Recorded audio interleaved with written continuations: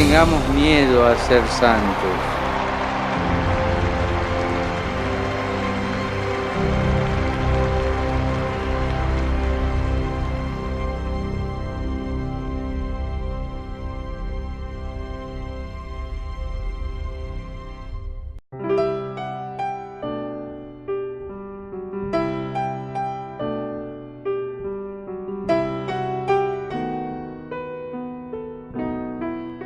Se trata de una exhortación apostólica, un tipo de documento magisterial que, a diferencia de las encíclicas, se dirige especialmente a los católicos. Se titula Alegraos y regocijaos, o con su título en latín Gaudete et exultate. Trata sobre la llamada a la santidad en el mundo actual. Es el quinto gran documento del Papa Francisco. La gran novedad es el tema, recordar que los católicos pueden y deben aspirar a ser santos. El Papa explica que quiere hacer resonar una vez más el llamado a la santidad, procurando encarnarlo en el contexto actual, con sus riesgos, desafíos y oportunidades. Con este documento, Francisco recoge toda la tradición de nuevas instituciones que surgieron en el siglo XX y que reconoció el Concilio Vaticano II, y da un paso más explicando cómo vivir la propuesta cristiana en el contexto actual. Dice que para ser santos no es necesario ser obispos, sacerdotes, religiosas o religiosos. Todos estamos llamados a ser santos, viviendo con amor y ofreciendo el propio testimonio en las ocupaciones de cada día, allí donde cada uno se encuentra.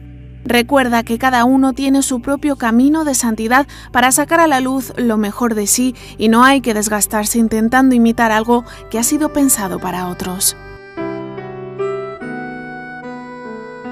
Francisco propone mirar a los santos de la puerta de al lado, por ejemplo, los padres y madres que crían con tanto amor a sus hijos, hombres y mujeres que trabajan para llevar el pan a su casa, enfermos o religiosas ancianas que siguen sonriendo. O la señora que no habla mal de las amigas, escucha con paciencia y cariño a los hijos, reza ante los problemas y trata con afecto a los pobres. El Papa dice que la vía de la santidad son las bienaventuranzas y el protocolo sobre el cual seremos juzgados es según San Mateo. Tuve hambre y me disteis de comer, tuve sed y me disteis de beber, fui forastero y me hospedasteis, estuve desnudo y me vestisteis, enfermo y me visitasteis, en la cárcel y vinisteis a verme. Recuerda que las persecuciones no son una realidad del pasado, como ocurre con las burlas, que intentan desfigurar nuestra fe y hacernos pasar como seres ridículos. Avisa del peligro de quedarse con las exigencias del Evangelio sin vivir una relación personal con Dios y convertir el cristianismo en una especie de ONG, como también de sospechar del compromiso social de los demás, considerándolo algo superficial, mundano, secularista, comunista, populista, como si solo interesara una determinada ética o defender una causa. El Papa cierra el documento proponiendo 5 manifestaciones del amor a Dios y al prójimo. Se trata de aguante, paciencia y mansedumbre. Por ejemplo, lamenta que los cristianos usen violencia verbal en Internet o que en medios se difame y se calumnie. Alegría y sentido del humor, audacia y fervor, contar con los demás en oración constante. En el último capítulo recuerda explícitamente que el diablo existe y que es algo más que un mito. No pensemos que es un mito, una representación, un símbolo, una figura o una idea. Ese engaño nos lleva a bajar los brazos, a descuidarnos y a quedar más expuestos. Él no necesita poseernos, nos envenena con el odio, con la tristeza, con la envidia, con los vicios, y así, mientras nosotros bajamos la guardia, él aprovecha para destruir nuestra vida, nuestras familias y nuestras comunidades, porque como león rugiente ronda buscando a quien devorar. Concluye recordando que con la santidad está en juego el sentido de la vida ante Dios, que me conoce y me ama, el verdadero para qué de mi existencia que nadie conoce mejor que Él.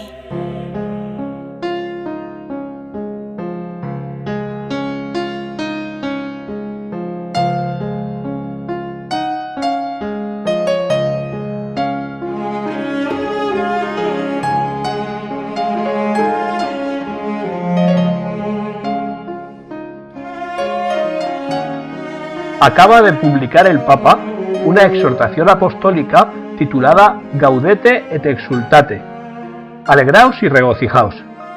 Trata sobre el llamado a la santidad en el mundo actual y voy a intentar hacerte un resumen con sus propias frases. El Papa nos dice que Jesús nos quiere santos y no espera que nos conformemos con una existencia mediocre, aguada o licuada. Hacer resonar una vez más el llamado a la santidad, procurando encarnarlo en el contexto actual con sus riesgos, desafíos y oportunidades, es el objetivo del Santo Padre. Por eso, nos dice el Papa, nadie se salva solo, como individuo aislado, sino que Dios nos atrae tomando en cuenta la compleja trama de relaciones interpersonales que se establecen en la comunidad humana. Esa es muchas veces la santidad de la puerta de al lado, de aquellos que viven cerca de nosotros y son un reflejo de la presencia de Dios. La santidad es el rostro más bello de la Iglesia, pero aún fuera de la Iglesia católica y en ámbitos muy diferentes, el Espíritu suscita signos de su presencia que ayudan a los mismos discípulos de Cristo. Todos los fieles cristianos de cualquier condición y estado, fortalecidos con tantos y tan poderosos medios de salvación, son llamados por el Señor, cada uno por su camino, a la perfección de aquella santidad con la que es perfecto el mismo Padre. Entonces, no se trata de desalentarse cuando uno contempla modelos de santidad que le parecen inalcanzables. Hay testimonios que son útiles para estimularnos y motivarnos, pero no para que tratemos de copiarlos. Que cada creyente saque a la luz lo mejor de sí, porque la vida divina se comunica a unos en una manera y a otros en otra. Para ser santos no es necesario ser obispos, sacerdotes, religiosos o religiosas. Muchas veces tenemos la tentación de pensar que la santidad está reservada solo a quienes tienen la posibilidad de tomar distancia de las ocupaciones ordinarias para dedicar mucho tiempo a la oración. No es así. Todos estamos llamados a ser santos, viviendo con amor y ofreciendo el propio testimonio en las ocupaciones de cada día, allí donde cada uno se encuentra. Esta santidad a la que el Señor te llama irá creciendo con pequeños gestos. Por ejemplo, una señora va al mercado a hacer las compras, encuentra a una vecina y comienza a hablar y vienen las críticas. Pero esta mujer dice en su interior, no hablaré mal de nadie. Este es un paso en la santidad.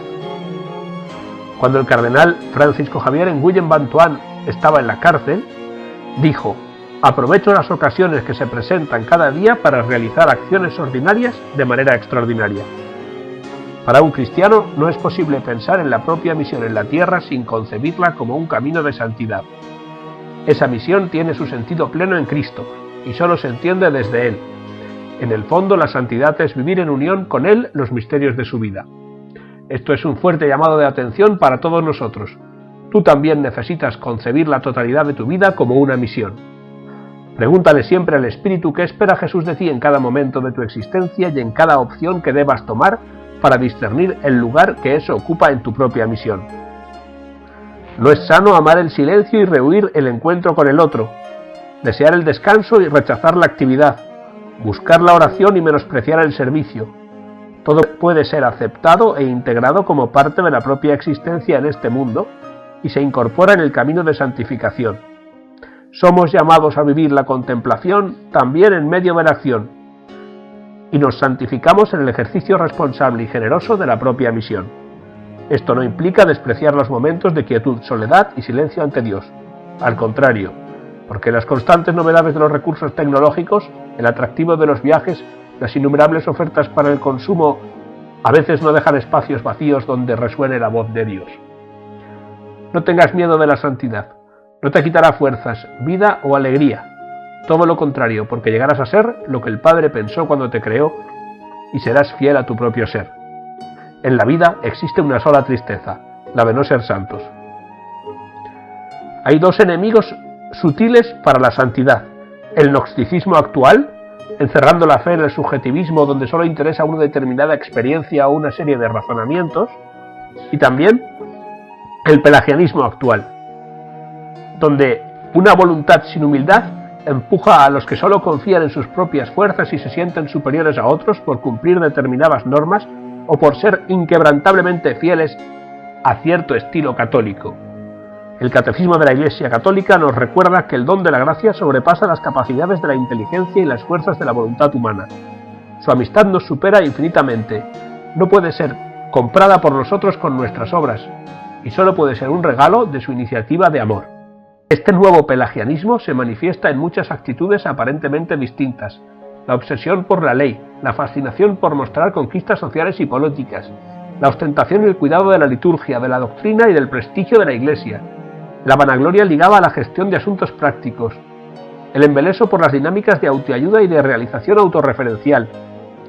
En esto algunos cristianos gastan sus energías y su tiempo, en lugar de dejarse llevar por el espíritu en el camino del amor, y apasionarse por comunicarnos cuenta, por pensar que todo depende del esfuerzo humano. Encauzado por normas y estructuras eclesiales, complicamos el Evangelio y nos volvemos esclavos de un esquema que nos deja pocos resquicios para que la gracia actúe. Después, en el capítulo 3, el Papa nos habla de las bienaventuranzas. Felices los mansos porque heredarán la tierra, felices los que lloran porque serán consolados, felices los que tienen hambre y sed de justicia porque ellos quedarán saciados, felices los misericordiosos, los de corazón limpio. Te recomiendo que leas estos números, desde el 62 al 92, para terminar diciendo el capítulo: pero hablamos de las persecuciones inevitables, no de las que podamos ocasionarnos nosotros mismos con un modo equivocado de tratar a los demás. Un santo no es alguien raro, lejano, que se vuelve insoportable por su vanidad, su negatividad y sus resentimientos. No eran así los apóstoles de Cristo. Esto lo dice el Papa por todas las personas que siempre están diciendo que los persiguen. Aceptar cada día el camino del Evangelio puede traernos problemas. En eso consiste la santidad: el aguante, la paciencia y la mansedumbre. La firmeza interior es obra de la gracia, porque la gracia aplaca la vanidad y hace posible la mansedumbre del corazón. La humildad, que solamente puede arraigarse en el corazón a través de las humillaciones. Sin ellas no hay humildad ni santidad. Si tú no eres capaz de soportar y ofrecer algunas humillaciones, no eres humilde y no estás en el camino de la santidad. También la alegría y el sentido del humor. María, que supo descubrir la novedad que Jesús traía, cantaba: «Se alegra mi espíritu en Dios mi Salvador». La audacia y el fervor. Pablo VI mencionaba entre los obstáculos de la evangelización precisamente la carencia de parresía, la falta de fervor, tanto más grave cuanto que viene de dentro. Por último, el Papa destaca la importancia de la comunidad y la atención a los detalles. El detalle cuando se acaba el vino en una fiesta, el detalle de que falta una oveja, el detalle de la viuda que ofreció sus 2 moneditas, el detalle de tener aceite de repuesto en las lámparas, el detalle de pedir a sus discípulos que vieran cuántos panes tenían, el detalle de tener un pequeño fuego preparado y un pescado para que los discípulos puedan desayunar. La comunidad preserva los pequeños detalles del amor. Por último, el Papa nos habla del combate y la vigilancia, de estar despiertos y de tener siempre presente la luz del Señor. Dice así: el discernimiento no solo es necesario en momentos extraordinarios, o cuando hay que resolver problemas graves, o cuando hay que tomar una decisión crucial. Es un instrumento de lucha para seguir mejor al Señor. Nos hace falta siempre para estar dispuestos a reconocer los tiempos de Dios y de su gracia, para no desperdiciar las inspiraciones del Señor, para no dejar pasar su invitación a crecer. Muchas veces esto se juega en lo pequeño, en lo que parece irrelevante, porque la magnanimidad se muestra en lo simple y en lo cotidiano, a través, por ejemplo, del examen de conciencia. Quiero que María corone estas reflexiones porque ella vivió como nadie las bienaventuranzas de Jesús. La Madre no necesita de muchas palabras, no le hace falta que nos esforcemos demasiado para explicarle lo que nos pasa. Basta musitar una y otra vez: Dios te salve María.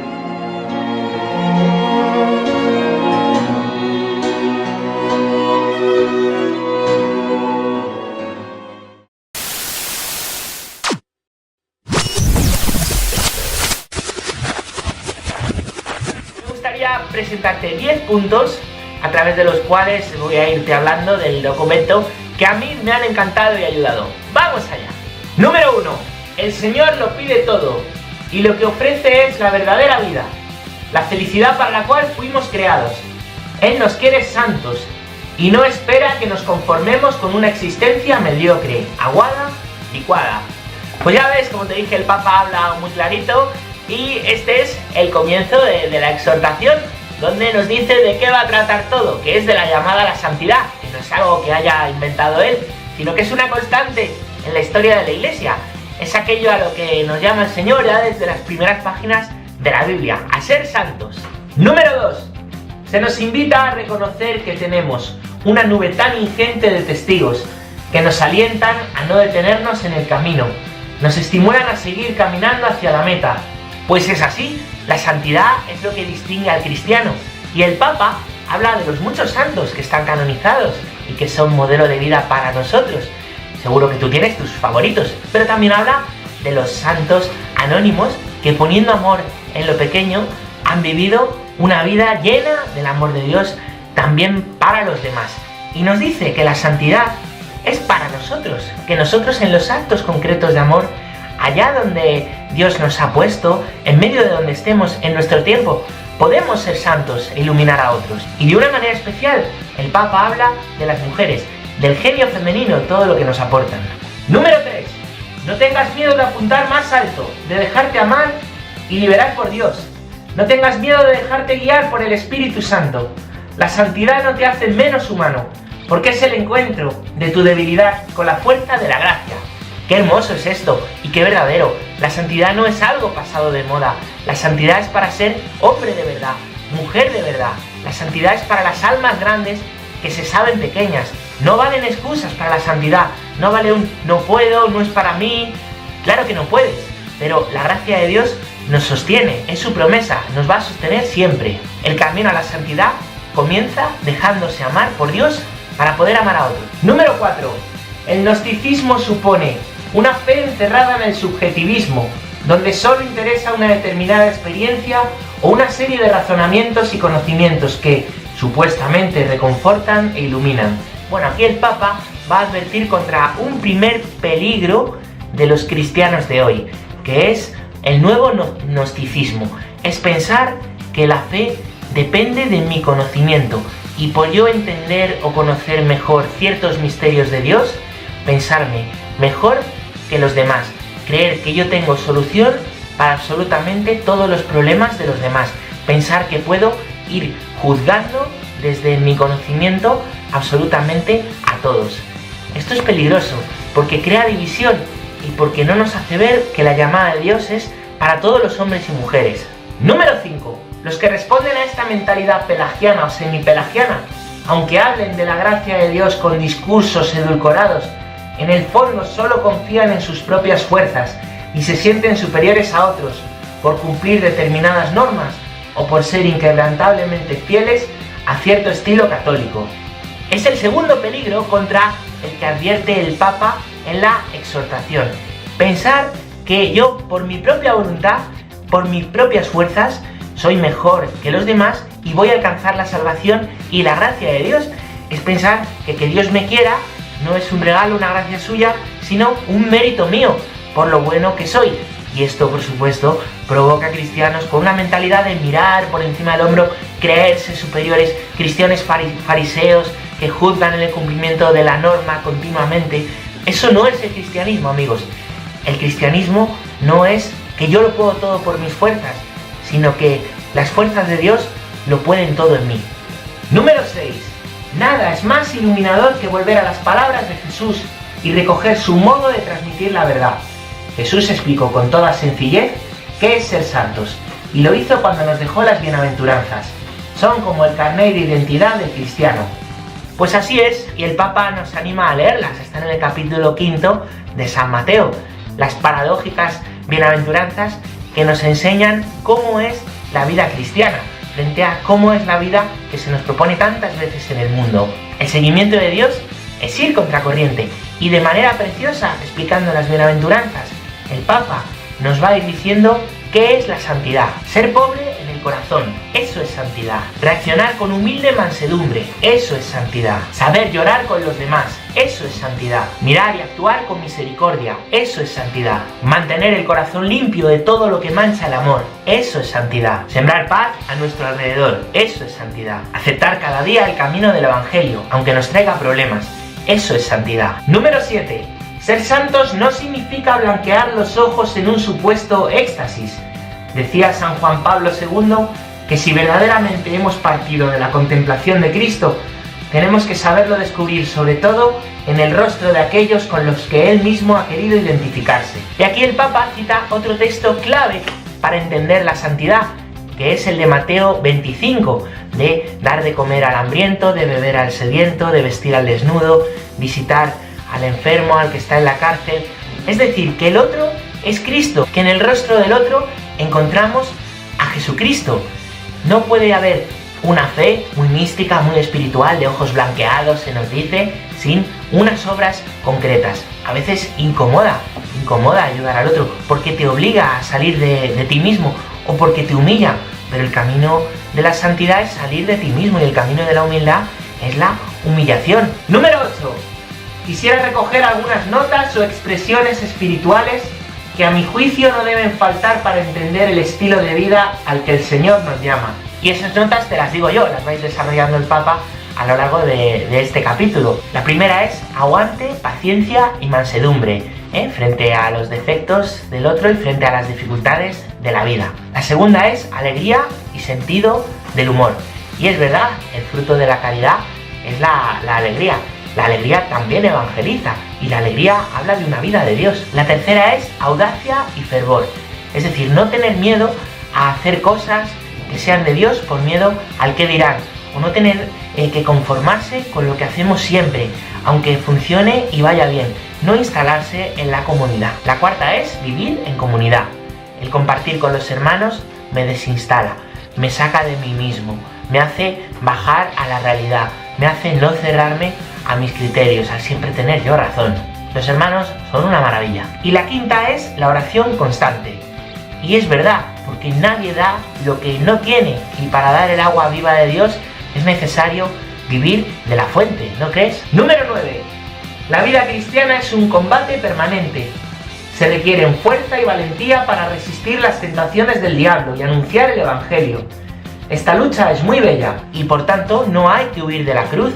La cruz es para que no olvidemos que es Dios el que nos salva. La cruz es la muestra de que en nuestra debilidad Dios es fuerte. Toda la vida es un combate.